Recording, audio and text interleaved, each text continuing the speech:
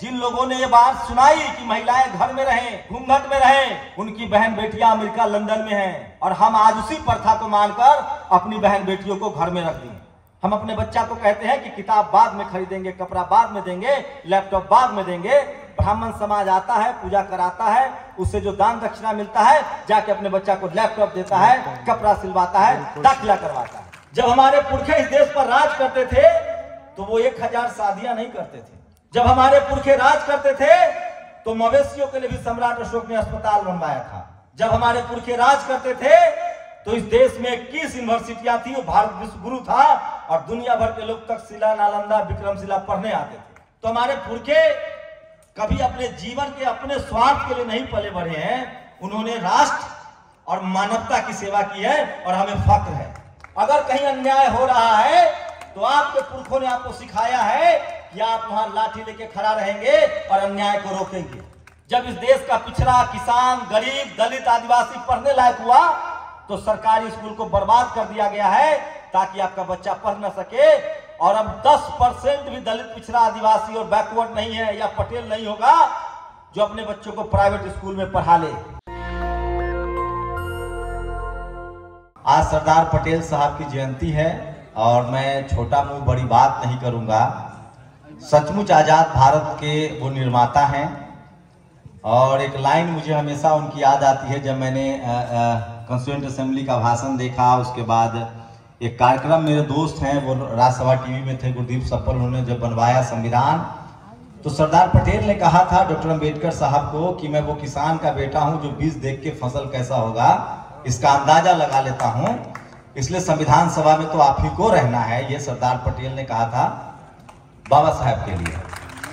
सरदार पटेल लौह पुरुष हैं, हम सब जानते हैं, लेकिन सरदार पटेल के पुरखे और हमारे आपके पुरखे आजाद भारत को जैसे सरदार पटेल ने अखंड किया, सारे छोटे छोटे रियासतों को एक साथ भारत बना दिया। आप कल्पना कीजिए, जो आज बांग्लादेश है वो भारत था, जो आज पाकिस्तान है वो भारत था, जो अफगानिस्तान है वो भारत था, जो कंधार है वो भारत था, और वो भी हमारे पुरखे थे सम्राट अशोक। और उनके जो पुरखे थे खनानंद, चंद्रगुप्त मौर्य, वो सब हम किसानों के पुरखे रहे हैं। खत्तिये बोलते थे उनको।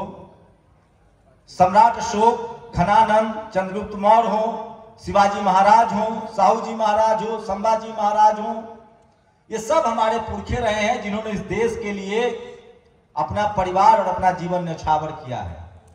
सरदार पटेल पर भी मैं आऊंगा, आज के हालात पर भी आऊंगा, लेकिन मैं शुरुआत करना चाहता हूं कि कैसे हम लोग इस देश के इसी मिट्टी में पैदा हुए और इस देश के लिए हमारे पुरखों ने कितनी कुर्बानी दी है। जब घनानंद यहाँ के राजा थे, जिसको मनुवादी लोग मजाकिया लहजे में लेते हैं, तो सिकंदर, जिसको दुनिया विश्व विजेता कहती थी, वो सिंधु घाटी पार नहीं कर पाया, भाग गया। और उसी घनानंद के वंशजों को चंद्रगुप्त मौर्य से उसने अपनी सेनापति, उसके सेनापति सेलुकस ने अपनी बेटी की शादी की। सिकंदर का जो सेनापति था सेलुकस, उसने अपनी बेटी की शादी कर दी मौर्य से। ये था हमारा पराक्रम और ये हमारा राज था। और सोचिए, हमारे पुरखे सम्राट अशोक ने उसी यूनान में सिकंदर के वंशजों को जब विपत्ति आई तो दवाइयां भेजी। जिस सिकंदर ने भारत पर हमला करना चाहा था, उस यूनान में सम्राट अशोक ने दवाई भेजी 3 पीढ़ी बाद। तो ये हमारा इतिहास है। और उसी इतिहास को आगे शिवाजी महाराज, संभाजी महाराज, साहू जी महाराज ने आगे बढ़ाया। और उसके बाद जब देश आजाद हुआ, आजादी में तो हमारे कितने मारे गए लोग, कोई नाम लिखने वाला नहीं है, क्योंकि इस देश में एक व्यवस्था बनी जिन्होंने राजा महाराजाओं को फकीर और गरीब बना दिया, मनुवाद ला दिया, हमें शिक्षा, बिजनेस और पढ़ाई लिखाई से दूर कर दिया गया। और हमारे ही पुरखे फूले ने कहा कि विद्या बिन गति गई, गति बिन मति गई, मति बिन व्यापार गया और व्यापार बिना हम शूद्र कहलाए। खैर, वो दौर भी खत्म हुआ। हमारे पुरखों ने आजादी की लड़ाई में लाखों, 5 लाख से ज्यादा लोगों को फांसी हुई, कोई इतिहास में भी दर्ज नहीं है। लेकिन सरदार पटेल उसमें से एक थे जिन्होंने लाठी के दम पर देश को आजाद भी कराया और देश को एकजुट भी किया।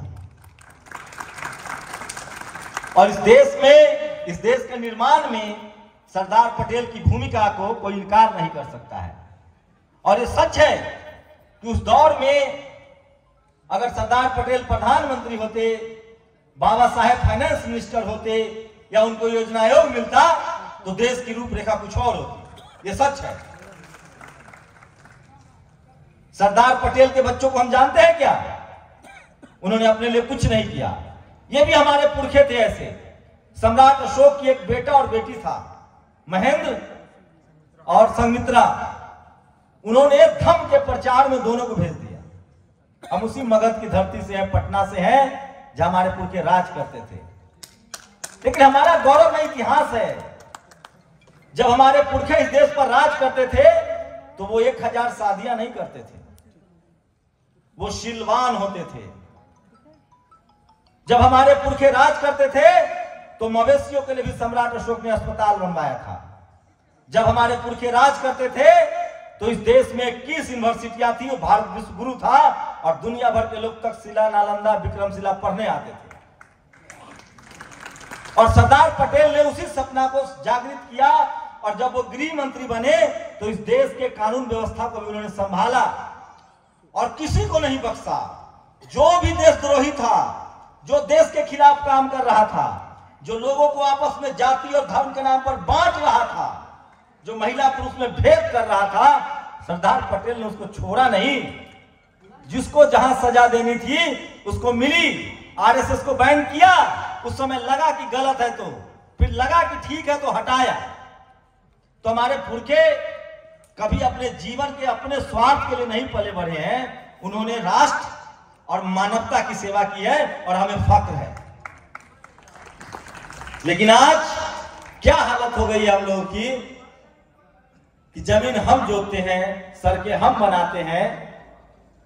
और मैं सिर्फ यहां के पटेल की बात नहीं कर रहा हूं, हिंदी पट्टी के पटेल ओबीसी में आते हैं। मैं तो गुजरात के पटेलों की बात कर रहा हूं जो जनरल कैटेगरी में भी है। लेकिन आप देखिए कितने पटेल हाईकोर्ट और सुप्रीम कोर्ट में जज हैं, कितने पटेल वाइस चांसलर हैं सेंट्रल यूनिवर्सिटी में। मैं SC ST OBC पर आऊंगा तो हो जाएगी राजनीति हो रही है। आज सरदार पटेल के पुरखे राज करते थे, सरदार पटेल ने राज किया और आज उनके वंशज एक एक टिकट के लिए मोहताज है। न मीडिया में है, न जुडिशियरी में है, न कॉलेज यूनिवर्सिटी में है, न ब्यूरोक्रेसी में है और न बिजनेस में है। कहां चले गए हम लोग? इस खेत को हम जोतते थे, इस खेत को मां समझते हैं। आज जमीन के बिजनेस करने वाले बड़े बड़े लोग हैं, पटेल उसमें भी नहीं है। सोचिए आप लोग, आत्ममंथन कीजिए। आज इस देश में व्यापार हो, पढ़ाई लिखाई हो, सबको हटा दिया गया है और हम लोग को मजदूर बनाने की कोशिश हो रही है। और यकीन मानिए, जिस तरह की व्यवस्था बनी हुई है इस देश में, जिस तरह की राजनीति हो रही है और जिस तरह के लोग सत्ता में बैठे हुए हैं और जिनका चपरासी से लेकर चीफ जस्टिस तक जहां तक अधिकार है, वो इस देश के किसानों को, दलितों को, पिछड़ों को, आदिवासियों को, महिलाओं को, गरीबों को मजदूर बना के रखना चाहते हैं। वो नहीं चाहते हैं कि उनके बच्चा कॉलेज यूनिवर्सिटी जाए, कोई सरदार पटेल बने, कोई गृह मंत्री बने। ये बड़ी साजिश है। अब हमें बचाने सरदार पटेल नहीं आएंगे। अब आपको सोचना पड़ेगा, समझना पड़ेगा कि आपका रिप्रेजेंटेशन कहां है, आपकी राजनीतिक सामाजिक भागीदारी कहां है। मैंने तो आपको बताया, आपके पुरखे राजा थे, समय बदला, समय का चक्र बदला और आज हम कहां हैं। अगर अब भी नहीं संभले, हमने अपने इतिहास से प्रेरणा नहीं ली, तो हमारी हालत और दिन पर दिन खराब होगी, आर्थिक रूप से भी, राजनीतिक रूप से भी और सामाजिक रूप से भी। अगर आप लोग को आंकड़ा नहीं है तो आंकड़ा उठाइए। आप ही के समाज का नीतीश कुमार बिहार में जाति जनगणना भी करा दिया है। पता चल गया है कि जमीनें किसके पास है, नौकरियां किसके पास है, कलेक्टर SP कौन है, CM DM कौन है और जमीन कौन जोत रहा है, मजदूरी कौन कर रहा है। आप लोग को समझना पड़ेगा। समय बदल चुका है, राजनीति बदल चुकी है, राजा रानी का ऑपरेशन हो चुका है। अब राजा वोट से पैदा होता है और उसमें इस देश के OBC समाज को अपना असली दोस्त पहचानना पड़ेगा। और खासकर जब आप लोग जब स्पेशल इस प्रांगण में पटेलों का हॉस्टल है ये जी, तो मैं आप लोगों से कहता हूं कि आप लोगों की सबसे बड़ी जिम्मेदारी है, आपके पुरखों ने उस जिम्मेदारी को निभाया है। आपको लाठी लेके खड़ा होना पड़ेगा किसी भी तरह के अन्याय के खिलाफ, चाहे महिलाओं के खिलाफ हो, दलितों के खिलाफ हो, आदिवासियों के खिलाफ हो, या किसी अन्य पिछड़ी जाति के खिलाफ हो, या किसी गरीब के खिलाफ हो। अगर कहीं अन्याय हो रहा है तो आपके पुरखों ने आपको सिखाया है कि आप वहां लाठी लेके खड़ा रहेंगे और अन्याय को रोकेंगे। आप अन्याय करने वाले लोग नहीं हैं, आप अन्याय को रोकने वाले लोग हैं, और यही आपका इतिहास है और यही आपका भविष्य बनाएगा। आप लोग के पास संजोग है कि आप बैकवर्ड कम्युनिटी में आते हैं। संविधान ने आपको बैकवर्ड क्यों माना है? आपके पास जमीनें भी है, पैसा भी है, बिजनेस भी है थोड़ा बहुत, लेकिन आप शैक्षणिक रूप से एजुकेशनल बैकवर्ड हैं। आपके एसपी डीएम नहीं है, कलेक्टर सीएम नहीं है, हाई कोर्ट सुप्रीम कोर्ट में आप जज नहीं है।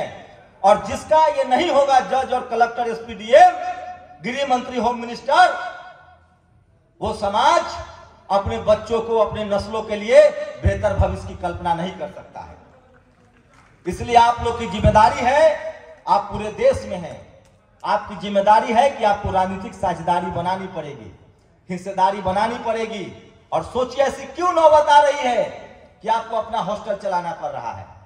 ये काम सरकार का था, सरकार को हॉस्टल बनाने चाहिए थे, कॉलेज यूनिवर्सिटी खोलना चाहिए था। मैं पत्रकार हूं तो मेरा काम है आपको जानकारी भी देना, आपकी जानकारी दे रहा हूं।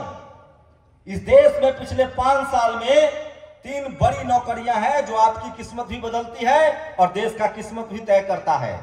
पहला आईएएस होता है, दूसरा आईएफएस होता है, तीसरा आईपीएस होता है।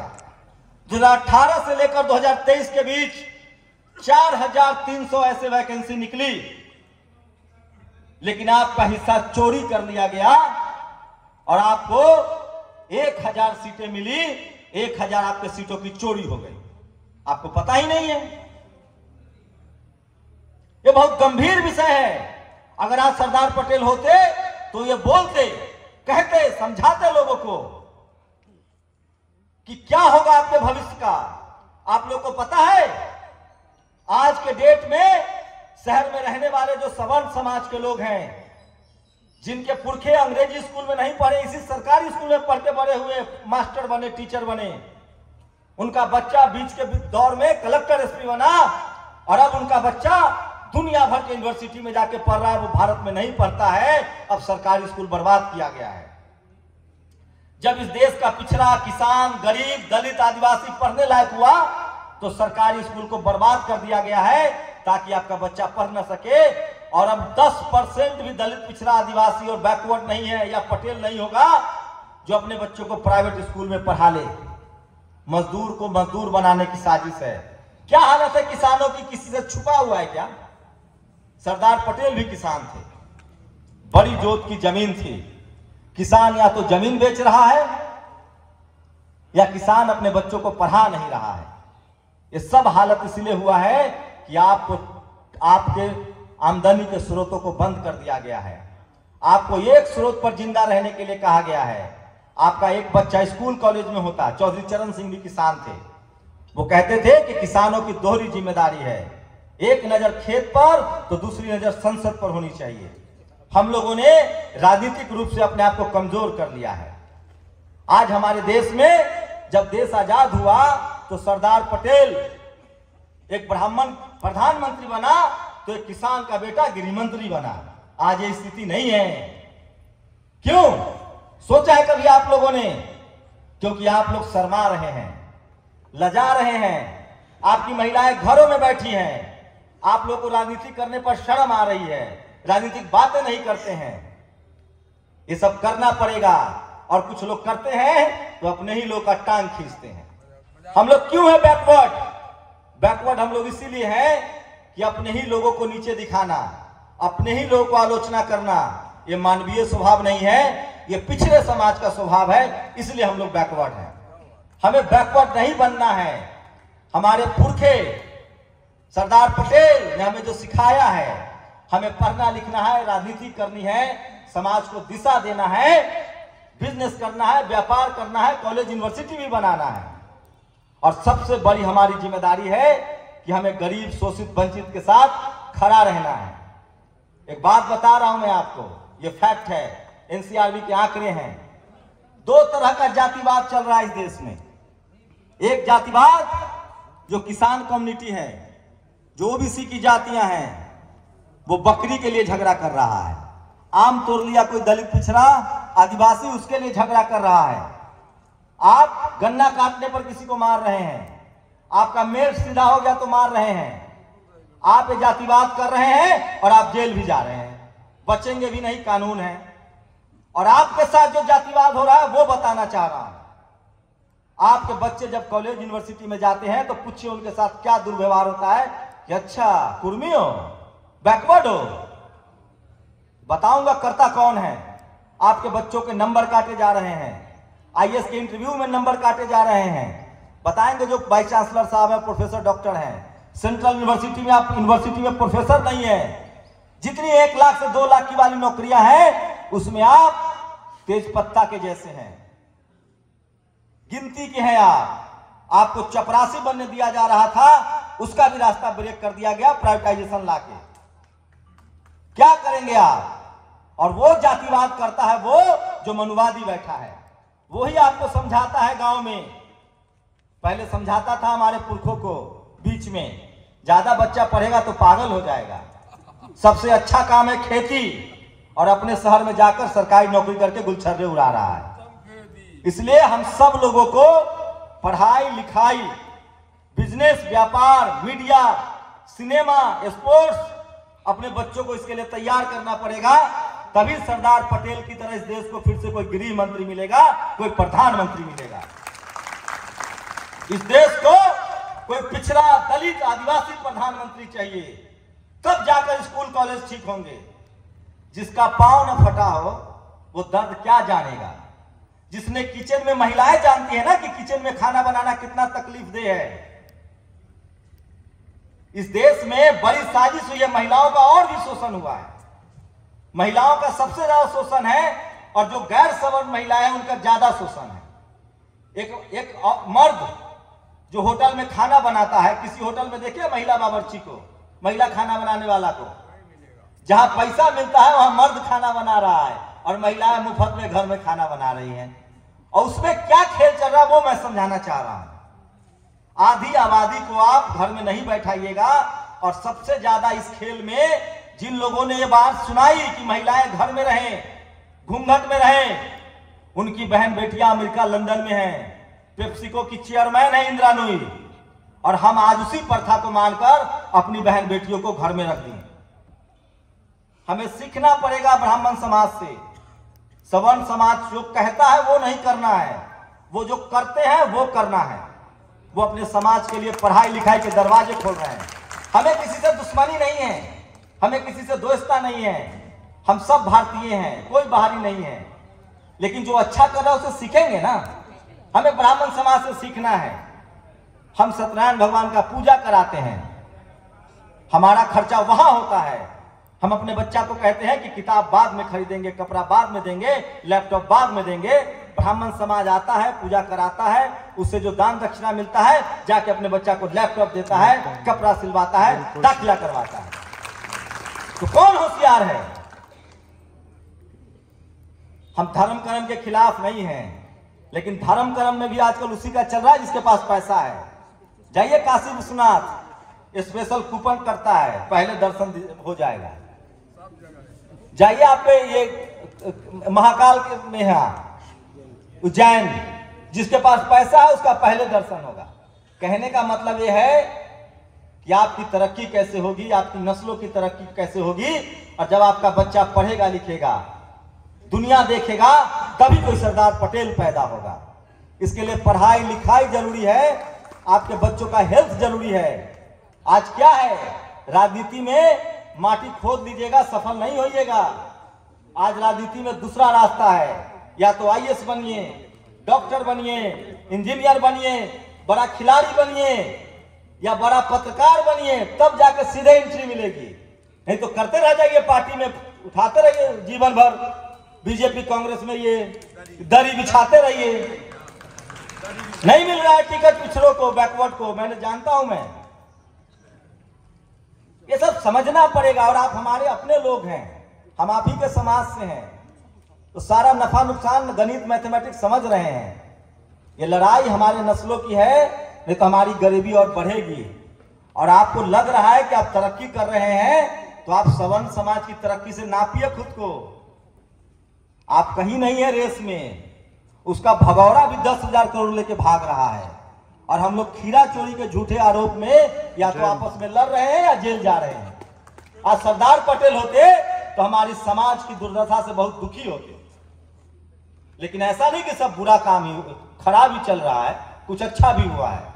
हमारा इतिहास हमारे साथ है, हम मानवता वाले लोग हैं। बुद्धिस्ट हम, मतलब भगवान बुद्ध कौन थे? किसान थे वो, हमारे पुरखे थे वो। हम लोगों को हमारी नैतिक जिम्मेदारी है कि हम लोग पढ़ाई, दवाई, बिजनेस, व्यापार, स्पोर्ट्स, सिनेमा, खेल और media, high court, supreme court, अपने बच्चों को बड़ा सपना देखने के लिए कहिए। कहते हैं ना, कोई तार से गिरेगा तो खजूर पर अटकेगा। जो खजूर से ही सपना देखेगा वो कहां जाएगा? हमारा समाज सपना नहीं देख रहा है। सपना देखिए और उसको बोलिए।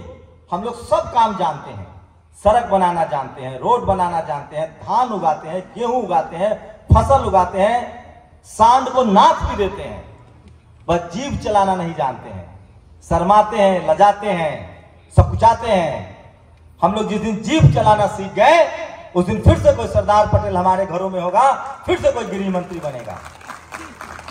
और अब तो प्रधानमंत्री बनने की बारी है। और आप लोग तो हिंदी पट्टी के सबसे संपन्न ओबीसी लोग हैं, सबसे संपन्न किसान पटेल लोग हैं। पूरा जो आपका इलाहाबाद से लेके रीवा और ये जो इलाका है, आप लोग संपन्न हैं। आपकी राजनीतिक भागीदारी और होनी चाहिए। आपके तो हर घर से सरदार पटेल को मानने वाले लोग और वैसा मजबूत युवा नेता निकलना चाहिए, और सावित्रीबाई फुले जैसी बेटियां और रानी लक्ष्मीबाई जैसी बेटियां निकलनी चाहिए। हम लोग के पास पेट भरने के लिए भी है, थोड़ी जमीन भी है, घर भी है। सरकारी जमीन में तो नहीं रह रहे हैं क्या? अभी मैंने पता किया, ये रीवा जिला है ना, ये जिला कौन सा है? 8 विधानसभा यहाँ। सुना एक पिछड़ा को टिकट मिला है ओबीसी को, तो 2 ही हुआ ना, एक ही ना जीतेगा है? तो 5 जनरल को चला गया, 1 रिजर्व होगा। संख्या आपकी नीतीश कुमार कह रहे हैं 90% है। कब तक चलेगा ये सब? ऐसे हजारों हॉस्टल बनाने की जरूरत है, और उसके लिए सत्ता में आना पड़ेगा। समाज कब तक चंदा चुटकी देकर हॉस्टल बनाएगा? आप लोगों ने एक बना दिया है, इसके लिए बहुत बहुत धन्यवाद। और मैं दुनिया को बताऊंगा कि रीवा के पटेल जी लोगों ने बहुत बड़ा काम किया है, और मेन रोड पर ट्रस्ट बना के जमीन खरीद के सरदार पटेल को भी याद कर रहे हैं, और इतना शानदार हॉस्टल भी बनाया है जहां बच्चे कम पैसे में रह सकते हैं, खा सकते हैं। ये बड़ा काम है।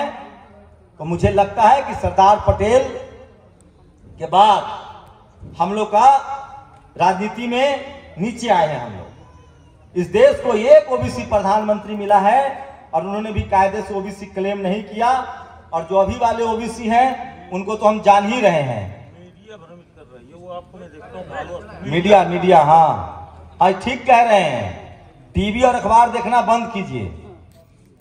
टीवी अखबार जो है वो आपके नेताओं को, मायावती चोर है, मुलायम सिंह चोर है, लालू यादव चोर है, नीतीश कुमार चोर है, ये बहुत बड़ा झूठ है। यह कोई चोर नहीं है। ये दलित पिछड़े आदिवासी थे, उनका सत्ता छीन लिया, इसलिए उनको चोर कहता है। आज के डेट में मीडिया वाला सरदार पटेल भी होते तो उनकी आलोचना कर देता। तो हम लोग को समझना पड़ेगा। ज्यादा वक्त नहीं लूंगा, मैंने बहुत लंबा बोल दिया। हम लोग को पढ़ाई लिखाई, बिजनेस, सिनेमा, खेल, वो ऐसे काम जिसमें नाम भी है और शोहरत भी है, और हाई कोर्ट, सुप्रीम कोर्ट, बच्चों को घरों में वकील बनाना पड़ेगा। सरदार पटेल भी विदेश पढ़े थे। पढ़ाई लिखाई ही वो ताकत है जिससे सारे दरवाजे खुलते हैं। मैं एक गरीब घर में पैदा हुआ, मेरे पास तो सरकारी जमीन में घर था। घर में जरूआ जमीन समझते हैं, जो सरकारी जमीन होता है। हमारी माँ ने बकरियां पालकर हमें पढ़ाया लिखाया, दिल्ली तक गए, पढ़े लिखे, आपके सामने पत्रकार हैं। 15 साल टेलीविजन में नौकरी की, लगा कि यहाँ समाज का हित नहीं हो सकता है। अब सेना में नौकरी करेंगे तो युद्ध होगा तो भागेंगे तो नहीं। बन गए थे पत्रकार तो कहा कि नहीं, पत्रकारिता करेंगे, दूसरा रास्ता अपनाएंगे। ये भी बहुत बड़ा फील्ड है। अपने बच्चों को भेजिए। एक एक पत्रकार की तनख्वाह 10-10 करोड़ रुपए है सालाना। एक एक पत्रकार की तनख्वाह 100-100 करोड़ रुपए है सालाना।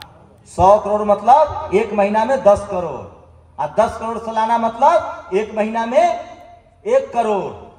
कोई दलित पिछड़ा नहीं है। जहां से आप सोचना शुरू करते हैं उससे आगे बढ़ चुका है वो लोग। एक भी इस देश में दलित पिछड़ा आदिवासी नहीं है जो 1,000 करोड़ का घोटाला करके विदेश भाग जाए। इस देश में 10-10 हजार करोड़ लेके भाग रहे हैं। सरदार पटेल होते तो बुलवा लेते, आज वाला नहीं बुलवाएगा। बहुत सारी बातें हैं, लेकिन बहुत सारी अच्छी चीजें भी हो रही हैं, और उसी अच्छा का परिणाम है कि मैं बिहार में पैदा हुआ, दिल्ली में रहता हूं, और हमारा एक सामाजिक रिश्ता है, और हम आपके सामने बोल रहे हैं। ये रिश्ता बनना चाहिए, और आप लोगों से अंतिम गुजारिश है, आप कुछ भी बन जाइए, हम इस देश के प्रति निष्ठावान हैं, हमेशा थे और रहेंगे। हमारे ही बच्चे इस देश की सेना में सीमा की सुरक्षा करते हैं और शहीद होते हैं। वो सब किसान मजदूर के बच्चे हैं। इस देश में सबसे जो गड़बड़ी है कि इस देश के 90% लोगों के पास संसाधन नहीं है, और जो 10% लोग हैं उनके पास 90% संसाधन है। आप सब लोगों को जिन्होंने जाति बनाई है, जिन्होंने जाति के मजे लिए हैं, वो आज कहते हैं कि जातिवाद पर आरक्षण खत्म होना चाहिए। ये वो फरेब कर रहे हैं, झूठ फैला रहे हैं। मैं ये भी जानता हूं कि इस देश में कुछ मजबूत किसान जातियों को सुप्रीम कोर्ट में साजिश करके उनको क्रीमी लेयर बना के और आरक्षण से बाहर कर दिया गया। लेकिन हम लोग की नैतिक जिम्मेदारी है कि जिनको जाति के नाम पर सबसे ज्यादा शोषित किया गया, जिनको सबसे नीचे कहा जा रहा है, वो इस देश को बनाने वाला है। हमें उसके साथ मजबूती से खड़ा रहना पड़ेगा, और हमें समझना पड़ेगा कि हम कमजोर के साथ खड़े रहें, और जो अत्याचारी है उसके खिलाफ जमकर बोले, डट कर बोले। यही हमारे महापुरुषों का सपना था, यही सरदार पटेल ने किया। वो कभी अन्याय के खिलाफ नहीं झुके, और अन्याय को उन्होंने कभी नहीं बख्शा। हमें सरदार पटेल से यही प्रेरणा मिलती है कि इस देश के लिए, इस देश की एकता के लिए, इस देश की मानवता के लिए, और इस देश के लोगों के लिए अपने परिवार से ज्यादा चिंता करनी है, और ये हमारी जिम्मेदारी है, और हमें गर्व है कि वो हमारे पुरखे थे। बहुत बहुत शुक्रिया। नेशनल दस्तक की आपसे गुजारिश है कि अगर इसको बचाना चाहते हैं तो नेशनल दस्तक को सब्सक्राइब करने के लिए रेड कलर के सब्सक्राइब बटन को दबाएं, फिर बेल आइकन की घंटी दबाएं। नेशनल दस्तक को बचाने के लिए बहुत जरूरी है कि हर खबर को शेयर करें, लाइक करें, कमेंट जरूर करें।